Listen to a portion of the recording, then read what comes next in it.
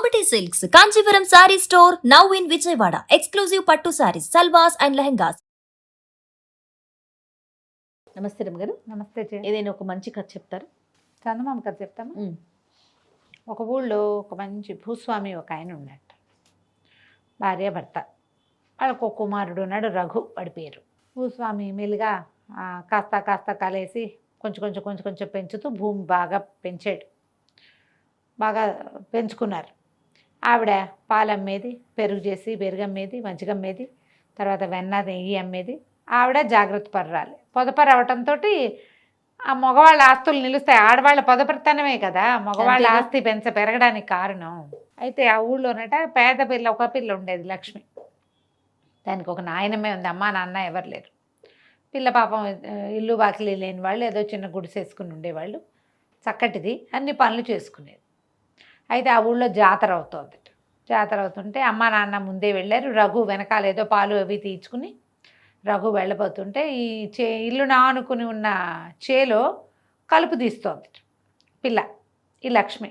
అంటే అన్నట్టు కేకేసేట, ఏంటి ఎందుకు ఇంకా తీస్తున్నావు, జాతరలోకి వెళ్ళవా అంటే, ఆ జాతరకి వెళ్తే కూల్ డబ్బులు ఎక్కడి నుంచి వస్తాయి బాబు, మరి ఈ కూల్ తీస్తే, ఈ కలుపు తీస్తే 2 అర్ధనాలు కూలి వస్తుంది, సాయంత్రానికి రేపటికి భోజనం వస్తుంది అనేసరికి 2 అర్ధనాలే కదే నేను ఇస్తాను, పోను ఒక జాతరలోకి వెళ్ళు, ఓసారి వెళ్ళి దండం పెట్టుకురా అన్నాడు. అనేసరికి ఆ పిల్ల ఏం చేసింది, చేలోంచి బయటకు వచ్చి కాళ్ళు చేతులు కడుక్కొని జాతర వైపుకి అడుగులేసింది. రఘు ఈ అమ్మాయి చేయవలసిన పని తను చేస్తానన్నాడు. కలుపు తీసాడు కొంత మటుకు. ఆ పిల్ల అక్కడికి వెళ్ళి జాతర దాకా వెళ్ళి ఊళ్ళోనే దండం పెట్టుకుని తిరిగి వచ్చేసారు కల్లా ఇతనికి అలవాట్లేక, ఆ పిల్ల పొద్దు నుంచి పనిచేస్తున్న పిల్ల నవనవలాడుతూ బాగానే ఉంది. అలవాటు మధ్యాహ్నం కాసేపు పనిచేసిన రఘుకి చెమటలు దిగ్గారుతుంటే పిల్లంది, అబ్బో ఎంత కష్టపడ్డావు నా కోసం, సరేలే రారా మా ఇంటికి రా, పానకం ఇస్తానని. జాతరలో అందరిళ్లలోనూ పానకం చేసుకుంటారు అమ్మవారి నివేదనలకి. ఒక గ్లాసు పానకం కలిపెట్టుకున్న పానకంలోంచి ఒక గ్లాసు పానకం ఇచ్చింది. పానకం తాగాక వాడికి అనిపించింది, ఎంత పని చేస్తుంది ఈ పిల్ల. అక్కడికి వెళ్ళేసరికల్లా నాయనమ్మ రుసరుసలాడుతూ దుమదుమలాడుతూ తిట్టుకుంటూ కసురుకుంటూ ఉంది. కనీసం పోనీ ఇంత చక్కటి పిల్ల, ఇంత పనిమంతురాలు, తెల్లారు లేచిన దగ్గర నుంచి పనిచేసి సాయంత్రం అయ్యేసరికి నూకల గంజో వేప గంజో పట్టుకొచ్చి పెడుతోంది బామ్మకి. ఏమిటి ముసలిది కూడా సరిగ్గా లేదు, ఈవిడ కోసం ఇంత కష్టపడుతోంది కదా ఈ పిల్ల, ఎంత పనిమంతురాలు అని అనిపించింది. సరే ఆ మాట అనుకుని ఇతను వచ్చేసాడు అక్కడి నుంచి. వాడికి నచ్చింది ఆ పిల్ల. ఇంటికి వచ్చేసరికి వాళ్ళ నాన్న వాకిలికి దడి కడుతున్నాడు. వాకిలు అంటే ఈ ఇళ్లల్లో ఇదివరకట్లాగా ప్రహరీ గోడలు అవి పెద్ద కట్టుకునే వాళ్ళు కాదు కదా పాతకాలంలో. ఏం చేసేవాళ్ళు, దడి కట్టేవాళ్ళు. కొన్ని రాటలు నిలువుగా పాతిపెట్టి చిన్నవి మన తుంగవి అవి కలిపి ఇట్లా అడ్డంగా కడితే ఏమిటి మేకలు అవి రాకుండా, గొడ్లు ఇది కాకుండా ఉండటానికి ఒక దడి కడుతున్నాడు. ఒరే అయ్యా, పాలేళ్ళందరూ జాతరలో ఉండిపోయారు, మరి చీకటి పడే లోపల ఈ పని అయిపోవాలి, ఇంకా ఈ కాస్త మేర మిగిలింది, రారా నువ్వు సాయం పట్టు అంటే, సరే రఘు వెళ్ళి అది దడి కట్టడానికి నాన్నకు సహాయం చేశాడు. చేస్తుంటే వాళ్ళ నాన్న అన్నాడు, ఏరా ఈ సంవత్సరం పెళ్లి చేసుకోవాలిరా నువ్వు అన్నాడు. అనేసరికి ఈ అబ్బాయి అన్నాడు, నాన్న నేను ఏ పిల్లని చేసుకున్నాను, నాకు నచ్చితే చాలన్నావు కదా, మరేమో నేను మన వెనకాల ఉన్న లక్ష్మి లేదు, దాన్ని చేసుకుంటాను నాన్న అన్నాడు. అనేసరికి నాన్న అన్నాడు, మంచిదేరా పిల్ల, బుద్ధిమంతురాలు, చక్కగా మన ఇంట్లో కూడా ఎప్పుడైనా అవసరమైతే 4 పనులు అందుకుంటుంది. కాకపోతే మీ అమ్మ ఉంది చూసావా, మహాగండ, అది పాలు అమ్ముతుంది, పెరుగు అమ్ముతుంది, వెన్న అమ్ముతుంది, నెయ్యి అమ్ముతుంది, రూపాయి నా చేతికి అందనివ్వదు. ఎక్కడ దాస్తుందో భగవంతుడికి కూడా తెలియదు. మీ అమ్మ ఒప్పుకోదురా పేద పిల్లని చేసుకోవడానికి, దానికి నగానట్రా అమరవు. డబ్బు గల సంబంధం చేసుకుంటే ఏముంది, మనకి వాళ్ళు పెట్టుబడులు వస్తాయి, దీని దగ్గర నుంచి ఏమొస్తాయి, పిల్ల మంచి పిల్లే కానీ మీ అమ్మ ఒప్పుకోదురా అన్నాడు. సరే ఊరుకున్నాడు రఘు. 4 రోజులు ఆగాక వాళ్ళ అమ్మ మజ్జిగ జిలుగుతుంటే దాని దగ్గర కూర్చుని, అమ్మ ఎంత పని అంతా ఒక్కదానివే చేసుకుంటున్నావు, ఎవరైనా పనిమంతురాలు లేని పిల్లని తెచ్చుకుంటే నీకు బాగుంటుంది కదే అన్నాడు. ఎందుకు బాగుండదు నాయన, నా వెనకాల చేదోడు బాదోడుగా ఉండేందుకు పిల్ల రావద్దు అన్నది. అనేసరికి అమ్మ మన వెనకాల ఇంట్లో ఉండే లక్ష్మిని చేసుకుంటానే, అది భలే పనిమంతురాలు అన్నాడు. అనేసరికి ఆవిడంది, నాకెందుకు, అయ్యో లక్ష్మి బంగారు తల్లిరా, అది ఎంత మంచి పిల్లో, బాగుంటుంది చేసుకుంటే, కానీ మీ నాన్న నడే ఒట్టి పాపిష్టివాడు. ఓహో, నాన్న ఒప్పుకోడురా, నాన్న పరమ పీనాసివాడు, నీ కట్నం కోసం చూస్తున్నాడు రా, నువ్వు ఇంత బంగారు తండ్రివి, నీకు ఎంత కట్నం వస్తుంది, దానికి అది ఇది కలిపి ఏదైనా కొందామనుకుంటాడు. కానీ పెళ్ళికి ఒప్పుకోడు రా మీ నాన్న. ఏమనుకోకు నాన్న, ఇంకో సంబంధం చూసుకుందాము అంది. నాన్న వద్దన్నాడు, అమ్మ వద్దంది. కానీ ఈ కొడుకు పట్నం ఏదో వస్తువులు తేవడానికి వెళ్ళినప్పుడు మొగుడు పెళ్ళామిద్దరు కష్టం సుఖం మాట్లాడుకున్నారు. ఏమేవో మానవాడికి వెనకాలింటి లక్ష్మి మీద ఉందే అంటే నీకు చెప్పాడు నాకు చెప్పాడు అంది తల్లి. అంత పేద పిల్లని తెచ్చుకుంటే ఏం సాగుతుందే, అక్కడ ఎవరు లేరు. వీడు పండక్కి అత్తారింటికి వెళ్ళినా అన్నమండి పెట్టేవాళ్ళు లేరు, అదే వండుకోవాలి. ఇక పండగలు లేవు, పబ్బాలు లేవు, వాడి పేరు పెట్టుకుని మనం వెళ్తాలు లేవు, పండక్కి వెచ్చాలు వచ్చేది లేదు, లాంఛనాలు వచ్చేవి లేదు, ఓ బావమరుదులు సరాగాలు లేవు, వియ్యంకులు మన చూసి అగ్గగ్గలాడడం సున్నా, ముసలిది ఎప్పుడో పోతుంది, ఆ పిల్లకి పురుడు పుణ్యం మనమే పోసుకోవాలి. పోనీ దాని దగ్గర పావలా ఉందంటే అర్ధనా కూడా లేదు, ఈ సంబంధం చేసుకోకూడదు. ఇద్దరు డిసైడ్ వాళ్ళ ఇద్దరు ఉద్దేశం అదే. అందుకని ఏమనుకున్నారు, ఈ సంబంధం వద్దని చెప్పాం కదా, ఈవిడికి ఒక వేలు విడిచిన మేనగోడలు ఉంది సుందరి, అది పట్టణంలో ఉంటుంది, దానికి ఇక 500-600 రూపాయలు ఆస్తుంది. అది 500-600 ఎప్పటి కదా ఇది, 60s, 60 కూడా కాదు 50s కదా. ఓకే, 500-600 రూపాయలు ఆస్తుంది, దాన్ని తీసుకొద్దాము, దాన్ని 4 సార్లు చూపించామంటే వీడే ఒప్పుకుంటాడు, పిల్ల చక్కగా ఫ్యాషన్గా, అంటే అప్పుడు ఆ రోజుల్లో ఏమైనా వాళ్ళు ముస్తాబు అది చేసుకుని బాగుంటుంది పిల్ల అని ఆవిడ ప్రపోజ్ చేసింది. ఈయనకి ఏమనుంది, ఈయనకున్న 25 ఎకరాలకి పక్కన మంచి 5 ఎకరాల చేను ఒకటి ఉంది, ఒక 200-250 అయినా పెట్టాలి దానికి, 50 రూపాయలు ఎకరం.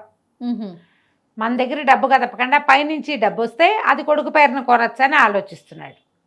దొరికిందే ఛాన్సు. 500-600 6 రూపాయలు ఆస్తుందంటే ఓ 250 రూపాయలు ఇవ్వకుండా ఎందుకుంటారు వాళ్ళు ముందు అని ఆలోచించి ఆ పిల్లని పిలుచుకొద్దాను. ఈయన నేనే సరుకులు తీసుకురావడానికి పట్టణం వెళ్తానని బండేసుకెళ్ళి వాళ్ళ ఇంటిపై రావే అమ్మాయి మా ఇంట్లో ఉందిగానే నా పిల్లని వెంబడి పెట్టుకొచ్చాడు. ఓయ్, పిల్ల మంచి ఫ్యాన్సీ పిల్ల, చక్కగా ముస్తాబు, అత్త ఆయన కసురుకునేది, ఏమిటి వెంటనే కాఫీ ఇవ్వవు, నిద్రలేవగానే కాఫీ ఇవ్వాలని తెలియదు చుట్టానికి అనేది. అక్కడి నుంచి పాలెళ్ళని వాళ్ళని, ఇదేంటి ఇలా ఉంది, శుభ్రంగా దుడమంటే ఇదేంటి ఇలా నుంచున్నావు, నీ బట్టలేంటి, నీ మొహం ఏంటి, నీ వాలకం ఏంటి, ఆ పంచేంటి, దానికి అంచేంటి అని తిట్టేది, అన్నిటికీ విసుక్కునేది. పాలేళ్ళు 2 కూర, పాలేళ్ళు కూర, మీ చుట్టాలమ్మ ఉండగా మేము పని చేయము పోవమా అని వెళ్ళిపోయారు. ఇక ఇల్లు ఎట్లా పడితే అట్లా ఉండేది. ఆ పిల్ల ఒక్క పని చేసేది కాదు, చేయించేది, అత్తగారిని అత్తయ్యని అన్నిటికీ కసురుకునేది. ఏదైనా వస్తువు అట్టించి ఇటు పెట్టమ్మా తీయమ్మా అంటే కింద పడేసేది. ఎన్ని పగలు కొట్టేదో. తన బట్టలు తను ఆరేసుకునేది కాదు, ఆరేసిన బట్టలు తీసేది కాదు, మడత పెట్టిస్తే లోపల పెట్టుకునేది కాదు. అవన్నీ ఎవరైనా చెయ్యాలి. వీళ్ళకి విసుగు పుట్టట మొదలుపెట్టి, ఏం పిల్ల ఇట్లా ఉంది, ఇల్లంతా ఆగంగా, దీని డబ్బులుంటే ఉండొచ్చు కాక, ఏం చేసినా దానికి నచ్చేది కాదు. అంతకుముందు వీళ్ళు పొట్లంగా ఓ పప్పు కూర చారు పెట్టుకునేవాళ్ళు, కూర చారు చేసుకునేవాళ్ళు. ఎప్పుడో పండక్కి పబ్బానికే వీళ్ళు పులుసు చేసుకునే అలవాటు. అది దానికి రోజు పులుసు కావాలి, 10 రకాల ముక్కలు కావాలి అందులోకి.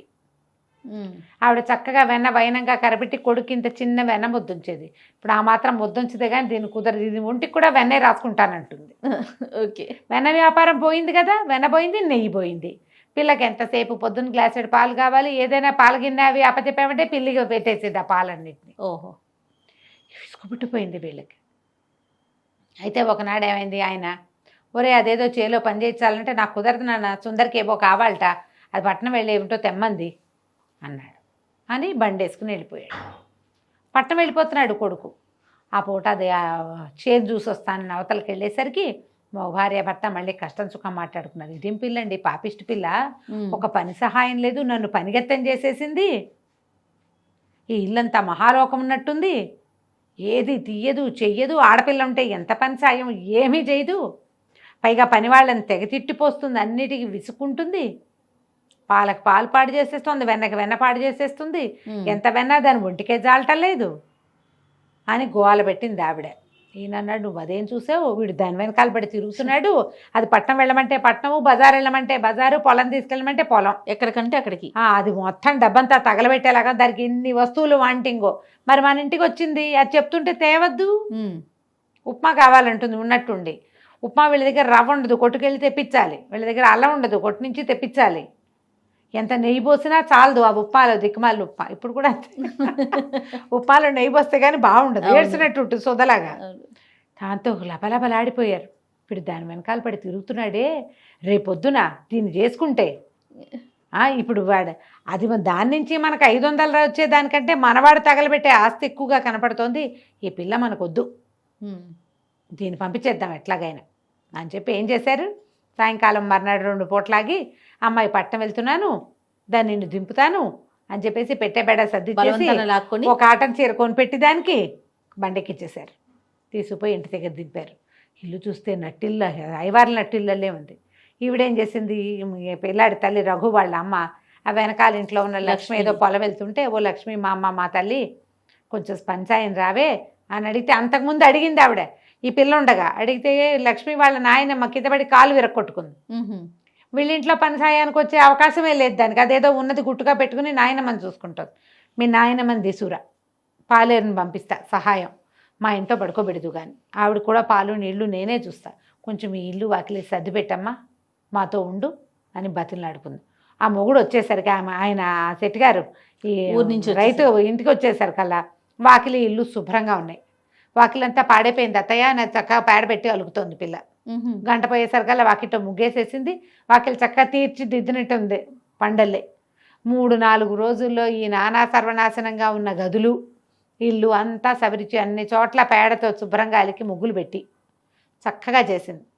వెన్న నలకంత వెన్న కూడా పోకుండా మజ్జిగ తిప్పేసేది, గిలకలాగా అన్ని పనులు సవరించడం వచ్చు దానికి. వారం తిరిగేసరికి ఇల్లు పూర్తిగా స్వాధీనంలోకి వచ్చేసింది. మళ్ళీ వెన్న నెయ్యి వ్యాపారం దారిలో పడింది. వీళ్ళకి కూడా స్థిమితం వచ్చింది. ఇంట్లో చీదరలేదు. అంతకుముందు ఆ పిల్ల అరుపులు కేకలు, ఈ పిల్ల పని చేస్తుంది కానీ నోరెత్తదు. వారం తిరిగాక ఈవిడే వాళ్ళ నాయనమ్మ దగ్గర కూర్చుని, ఎందుకమ్మా పిన్ని ఇట్టా బడి ఉండటం, పై వాళ్ళ ఇంట్లో ఉంటున్నానని నువ్వు బాధపడద్దు, మనం ఒకటి, లక్ష్మిని నా కొడుకు చేసుకుంటాను, నువ్వు అవునని చాలు పెద్దదాని మీద అవుననిపించేసుకుని కొడుకుని అడిగారు, ఏరా లక్ష్మి బంగారు తల్లి దాన్ని చేసుకుంటామని నేను ముందే చెప్పాను, మీరే వద్దన్నారు, ఆ సుందరిని తెచ్చారు, దాన్ని చచ్చాను దాంతో నేను అన్నాడు వాడు. ఆ అమ్మాయి పని చేయకపోతే ఒప్పుకోదు, అందుకని పని చేశాడు. ఆ అమ్మాయి అనుకుని వీళ్ళు పొలం పుట్ర రాకపోతే పీడా పోయి ఇల్లు బాకిలు శుభ్రంగా ఉంటే చాలు, కనీసం వేళకి తిండి పనిమంతుతనం కావాలని అనుకుని ఆ లక్ష్మిని ఇచ్చి ఆ రఘుకి పెళ్లి చేసేసుకున్నారు. చాలామంది జయ మరి ఇటీవల కాలంలో ఎలా ఉందో తెలియదు కానీ మరి ఐడియాస్ పెద్ద పెద్ద సంబంధాలు కావాలి, ఆడపిల్లలు పైళ్ళ నుంచి తెచ్చుకోవాలనుకుంటారు. మన లెవెల్కి చూడరు, చూడకుండా హై లెవెల్ తెస్తే వాళ్ళకి పాపం వాళ్ళ జీవితం వేరు, వాళ్ళ లెవెల్ వేరే లేనప్పుడు వాళ్ళు వేరే దాంట్లో పనిచేస్తారు. తప్పు పట్టడానికి లేదు, వాళ్ళని అనడానికి కూడా వీలు లేదు, వాళ్ళ ఇష్టం వాళ్ళది కదా. అందుకని ఏంటి నేల విడిచి సాము చేయకూడదు ఎప్పుడు కూడా, అంతే కదా. అవునండి, ఆలోచించండి. పెళ్లి సంబంధాలు చూసేటప్పుడు జాగ్రత్తగా మీ వాంటింగ్స్కి సరిపడా అవతల వాళ్ళు ఉన్నారా లేదా అనేది ఆలోచించండి. అమ్మాయి అబ్బాయే కాదు, వాళ్ళ పరిసరాలు పరిస్థితులు కూడా ఆలోచించాలి, అవి కూడా కావాలి. అయితే ఇదివరకట్లాగా తెలిసిన వాళ్ళ సంబంధాలు చెప్పడం ఈ రోజున లేదు కదా. మ్యాట్రిమోనియల్స్లో చూస్తాము, ఏదో 4-5 మ్యాచింగులు చూస్తాం. అసలు మ్యాచింగ్ ఏంటంటే కంపాటబిలిటీ. కంపాటబుల్ థింగ్స్ ఎప్పుడు వస్తాయి, ఒకే రకమైన వాతావరణంలో పెరిగితే కంపాటబిలిటీ ఉంటుంది అనుకుంటున్నాం. కనీసం అదే కొంచెం దాని గురించి కూడా ఆలోచించి చేసుకోండి పెళ్ళిళ్ళు. కంచికి మనం ఇంటికి. నమస్తే గారు. నమస్తే.